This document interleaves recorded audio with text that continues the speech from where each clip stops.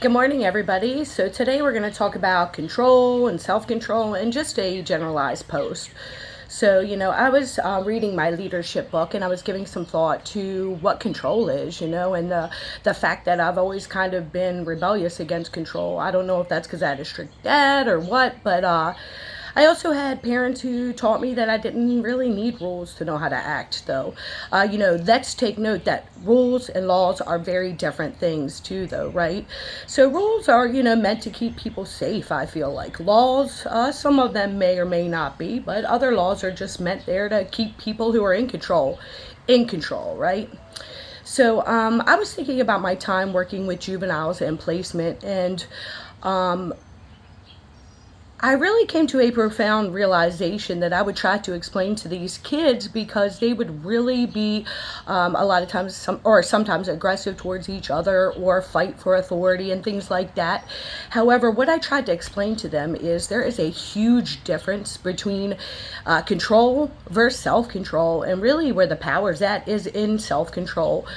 We really only have control of what we do anyway, and I think a lot of people spend a lot of time focused on others around them instead of what they're doing or how they're contributing to it. And I know that every mistake and every bad event in my life, I contributed to it somehow, even if it was by a lack of awareness, and things like that. So, these are things we have to take into consideration. Being able to have that self-control, that is something that very, very, very few people have.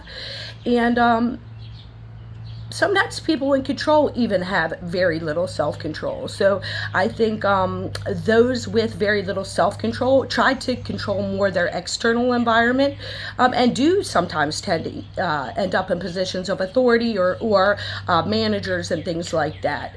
Again, I think it's important to reflect back on our own self-control, right? Because when we can control ourselves, we're not reacting to our environment. We're being proactive and saying, hey, the buck stops here. If it's negative, we're not going to allow another person's negativity to affect who we are as a person, because again, that greatest strength comes in self-control. I definitely think as far as moving forward just in life in general and family and groups and everything, is the key is focusing inward, right? Again, I've talked to you all in the past about how I have been on about almost a 15-year journey of self-reflection, journaling at least 5 days a week or so for the past 13 years. Sometimes I'm sure I was egotistical and self-centered in those writings and in those journals, but the only thing we could do is reflect on that, right? And if we're not reflecting on things, we can't grow as people and contribute to the world in better ways, right? So I ran into an article today by the Harvard Business Review from 2013 by Vineet Nayar, Nayar, and he talks about three specific leadership differences between leadership and management. I'm going to talk about two of those. So, one statement that he made that differentiates between management and leadership is that managers count value, whereas leaders create value. And I was like, it was one of those times where it was so simple yet so profound, but it was also like, my whole world blew up, right? Because it makes total sense. We need both, definitely, because without managers and counting value, we don't move things forward. However, if we're always counting value and what is there, we're missing opportunities to lead and move, ourselves, people, groups, countries, and our world and humanity into a better direction. As a leader, we have to have a vision and be visionary and forward moving, and that doesn't mean being stagnant and stuck in our old ways, right? This is I sometimes get a little aggravated with our government because I feel like they do operate in this way, in the sense that, they create this stuff and then they stick by it, pretty firmly. But again, in order to be proactive and a visionary, we don't want to see what is, we got to see what could be, right? So, as a leader, being able to focus on what could be allows us to create a target, and that target helps us move our vision forward, in a positive way. So, if we are able to take that goalpost and move it down the field to a better place and focus on, on trying to get there, united and together and supportive, we have a greater chance of success, so yeah, we could keep things the way they are, but that's just the way they're going to be. I don't think, I know I'm pretty much happy-go-lucky, most of the time. I don't let stuff get to me anymore because I've self-reflected, internalized, all this stuff for so long that I am completely aware of my weaknesses, my vice, my imperfections, and all that. So really, people can't use them against me. People say we're our toughest critic, and I definitely feel like, there's been days I've spent, or times I've spent days in my basement, in my bed, not able to get out by facing my own shadows, right? Oh God, I'd say over 50 times in the last 15 years, and I do go through that bouts of depression.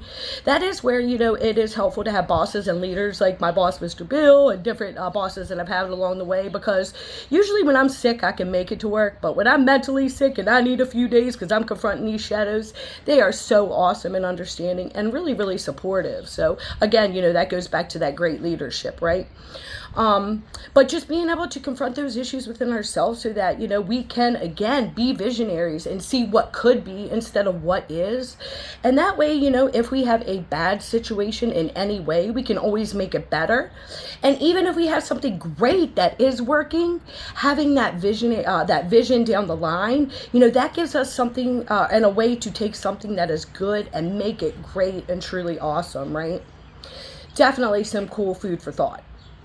Another difference between management and leadership that he pointed out was a statement that he said, management and leadership are different based on leadership is circles of influence, whereas management is circles of power. And I was like, again, world blew up, right? Because when we think about it, circles of influence, I think influence is what we're giving back and what we're taking in, and it's balanced, right? Because we can't influence our people without knowing our people, and that includes, being there next to them, engaging with them, being in them environments, not being fearful, being accepting and non-judgmental, and all this great stuff.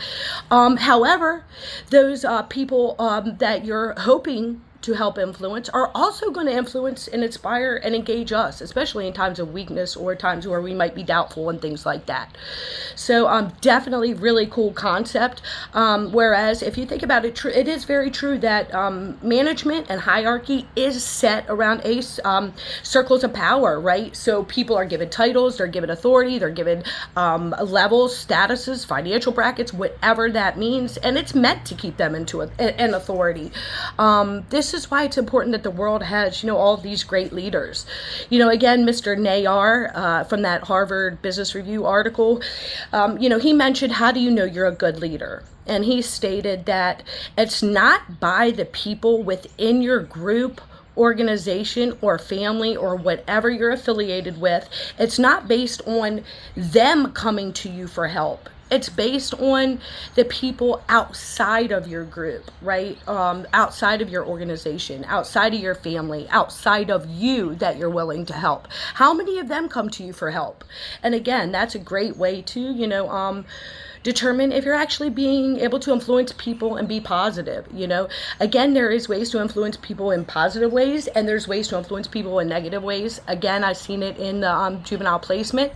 We could have 9 really strong, positive, great going girls, and then we get, one in there that's negative, but, very loud and very, a leader, in a sense, just skills developed in a negative way, and that can take down the whole group. That's why it's so important to notice when somebody is healthy and a leader and motivating and out there for everybody, right? Not just our group and not just our organization. It's important to recognize when you are in a business or group or anything that has a negative culture that cuts people out or differentiates you or separates you from the whole, because that means you're trying to stay in power, right? Our humanity needs to have that sharedness, and know that everybody is as equally as important, and that means banding as humanity, right? I've always been a firm believer that it's not money and power that will rule this world. It's us people united. Again, back to my prior video talking about, we're an organism, right? We're a system. If we're not working together, balanced, we're not going to be effective, right? Just like our body, if it's our organs aren't working with our blood system and every other system in our body, then most likely that one organ's going to die and we are going to die. And I look at humanity like that as well. So definitely, be thinking about this, and think about when you want to join a group, think about, is that group separating you? Is it encouraging you? Is it encouraging I know myself, when I've always ended up with the most amazing teams. When I was a flight attendant, my team was fantastic. All the whole leadership training and everything. I made some lifelong friends. When I worked at juvenile, at level 4 placement, all the teachers and counselors, we were the greatest friends. Leadership was shared between us. Then I went to teaching, special education, and then at a charter school, and then teaching at Meade Middle, which was awesome. Fantastic leadership, and that whole concept, it takes a village to raise a child. That is very true, and we had it at our schools, man. We were united, and I think healthcare professionals and teachers, obviously they go into that field because they're helpers anyway, right? At the hospital, my bosses and my team are amazing. We look out for each other. We make sure we need to cover each other's shifts for mental health days, for wellness, for vacations, whatever. We have each other's back. At Arundel Lodge, where I'm a member of the Veterans Advisory Board, I volunteer there, but I used to work there, and I love the organization. I love people with fantastic leadership. I've always been blessed with the most amazing bosses, and it's no different here working for the VA as a contractor. My team is amazing.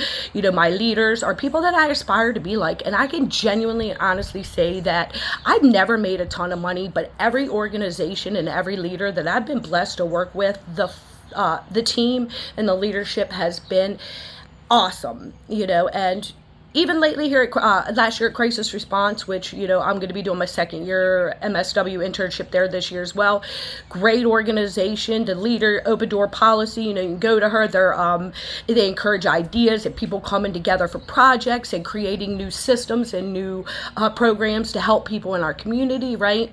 So definitely feel like that's important, luckily, I owe a lot of, my positivity, not just through my own inner work, but also through the teams around me, because they have been fantastic and supportive, and letting me know that, understanding when I have a good day or when they have a bad day and, they need that extra support, and I definitely feel like, in that sense, I'm very blessed, because I probably would not be where I am today without the most fantastic teams that I've ever been a part of. So, and again, all of them have turned into lifelong friends. I still stay in contact with them, and it's pretty cool to be like that. I've always thrived in organizations where everybody was equals, and we were not just teammates, we were friends, family, and we could trust each other.